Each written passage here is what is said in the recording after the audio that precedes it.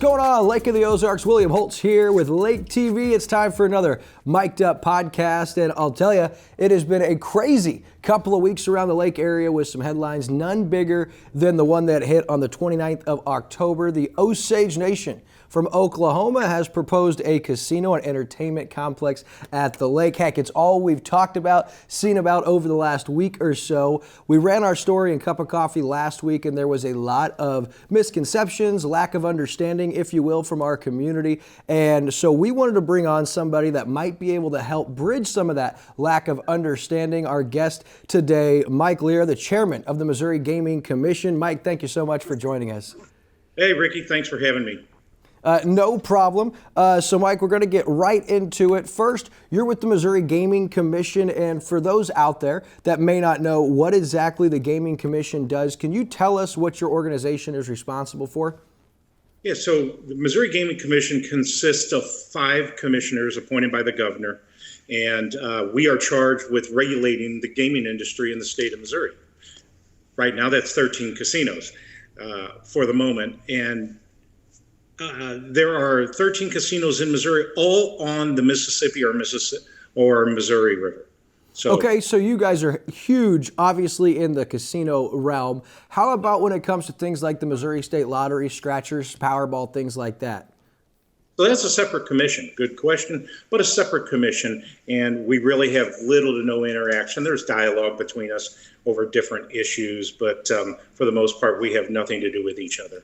Okay, so completely different. The focus of the Missouri Gaming Commission is those gambling casinos here in the state of Missouri. Currently, as Mike alluded to, 13 all fall on either the Missouri or Mississippi rivers. That's a state statute or a law that have to be on water.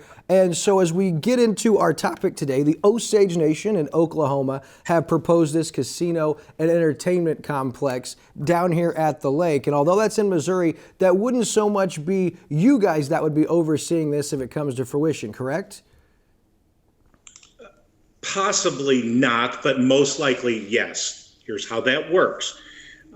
By Constitution, the casinos have to be on the Mississippi River or the Missouri River. However, in 1988, the federal government passed a law, the Indian Gaming Regulatory Act, and that allowed for tribal nations on their reservations to have casinos.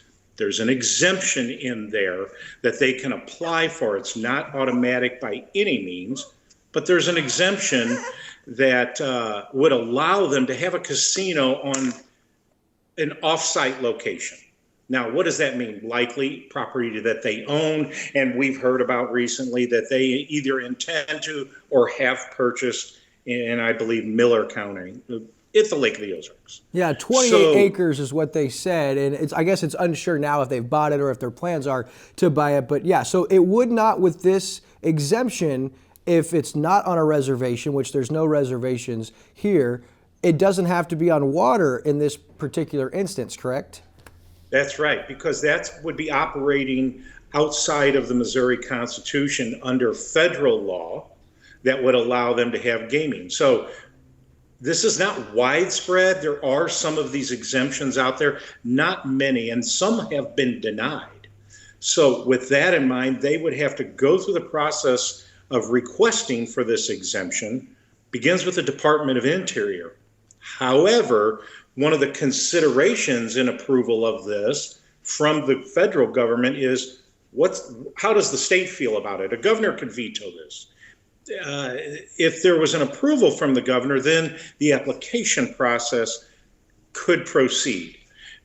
Then there would be a period of time where consideration of the local government entities, maybe the county doesn't want it, or if it's inside of a city limits, or whatever, it could be school districts, fire districts, whatever. Everyone has some input in there. Consideration would be given at the federal level and potential approval.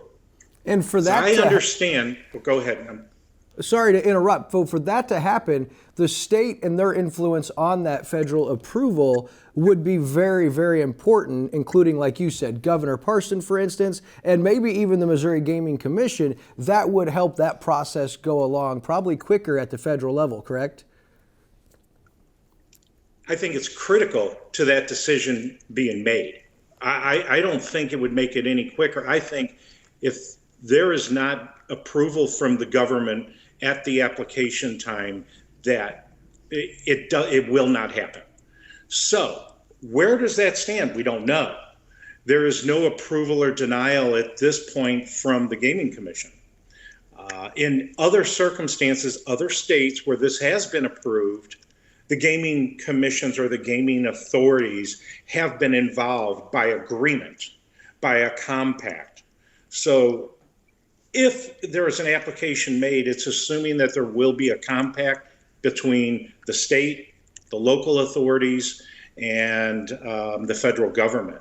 So there are a number of pieces of that puzzle that have to come together before this is even likely. And no application has been made that we're aware of. And I don't think the Gaming Commission has any role in this until there's probably likely an approval pending or imminent approval of such an application, because we have no authority over either the process, but likely to include technical advice or procedural moves of how to integrate an agreement between us is likely, but nothing of that sort has been done or requested yet. Okay, and so that's the first step, is filing. The Osage Nation would have to file for that exemption, and that has not been done. Okay, so let's say that happens, and that gets approved. It gets support from Governor Parson, local entities. Then where does that leave Osage Nation for their next step if they were to get that approval for that exemption? I would assume that building plans and permits and that type of thing would be able to proceed then. Nothing like that you could, and I don't even know if they own the land yet.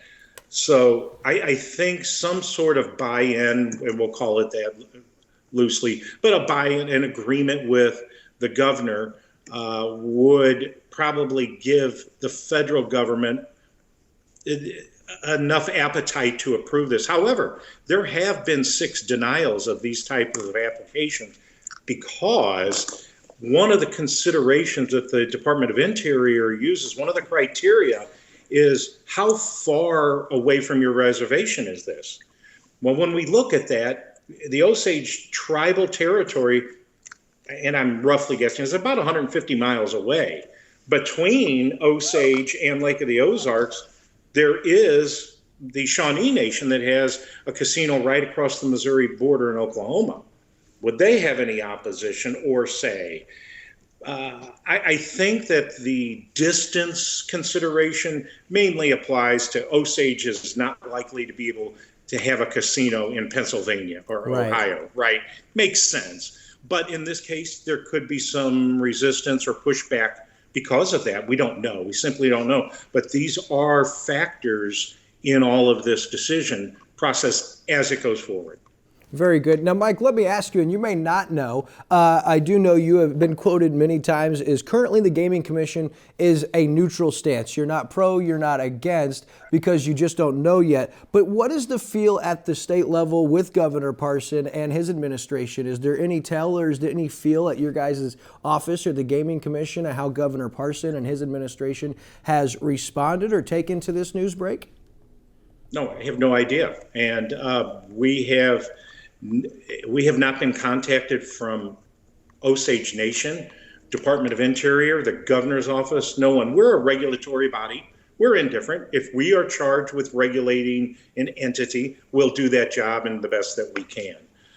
But at this point, and as I said earlier, I don't think the Gaming Commission really has a role until maybe there's an agreement further down the road at what role would we play? Would we be limited some sort, or what would be best for the state of Missouri? We simply don't know. Even taxing, and there are a lot of issues there. But inside the Gaming Commission, there's talk on a regular basis, but as far as any type of planning or seeking opinions from the executive office just has not happened.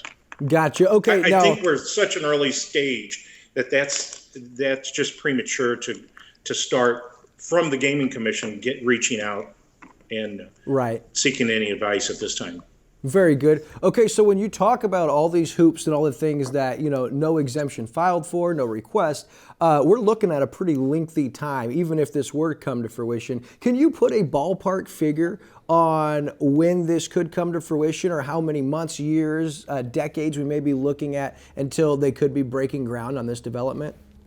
Yeah, so we have done a little back and forth, kind of some brainstorming from within the commission and outside, and at this stage, where we understand it to be, without any more information, I just can't imagine something like this moving any further along than it is within the next 3 years. What's more likely, these applications, we have heard some have taken 10 years to be approved.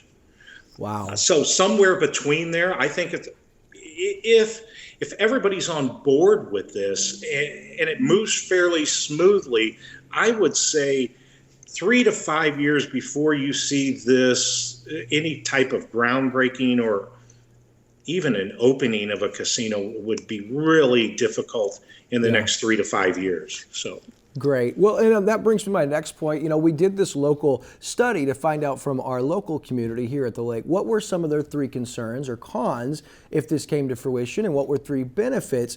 And one of the big cons was an increase in crime. And I was going to ask, in your work that you guys have done with the other 3 casinos, is there any proof that a casino does increase the crime rate or things surrounding that area where the casino's at? Because I don't know if that's necessarily factual or a concern that doesn't need to be had. Well, that's a good question. I think yes and no. For example, River City Casino in St. Louis, there was nothing there. There was nothing in that area. It was really a blighted, dead zone of St. Louis County.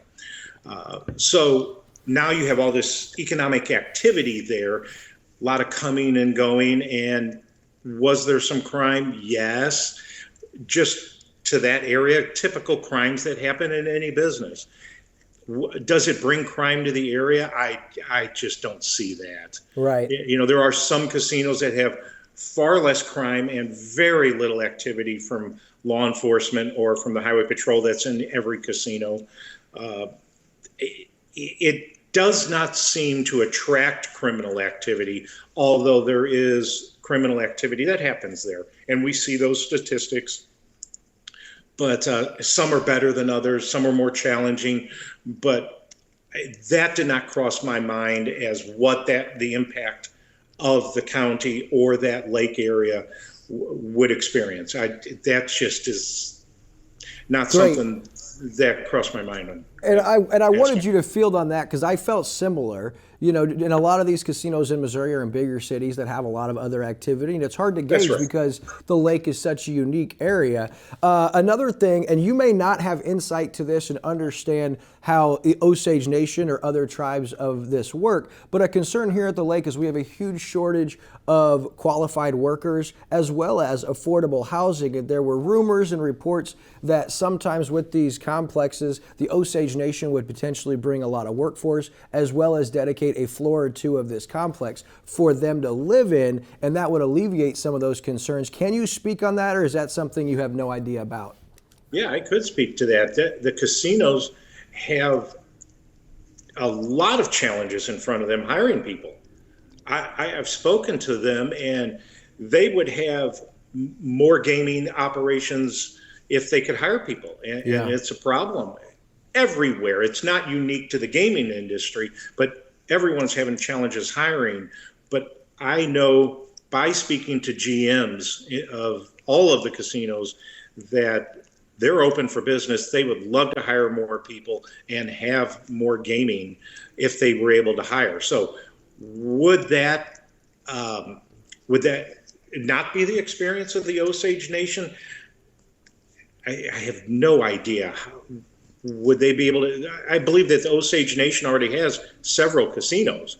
So 7 back home in Oklahoma.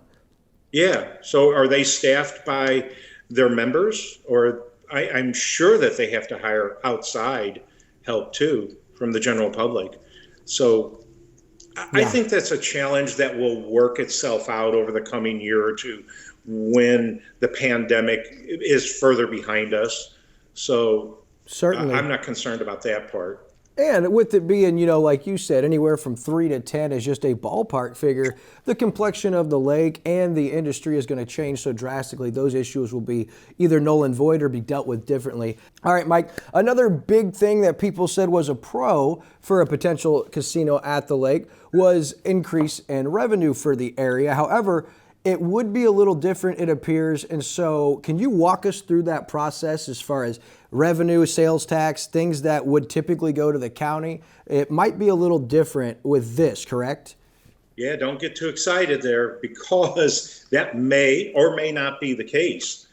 The 1988 Indian Gambling Regulatory Act, part of that was to keep local entities from taxing the Indian reservations, so to speak, the tribal property, and this exclusion. So the typical taxes that we have in Missouri that go to education and the local communities, the 21%, that's likely not to be the case. Now, there could be some agreement, and there has been with other tribes that have acquired this exemption. They've had agreements to fund the school districts of what that tax would have filtered to them, or some of the local authorities have received some, but I would not anticipate it to be at the same level that the commercial casinos are paying, or the local government bodies are receiving. I just don't think that's would be accurate to assume you're going to have all of that revenue.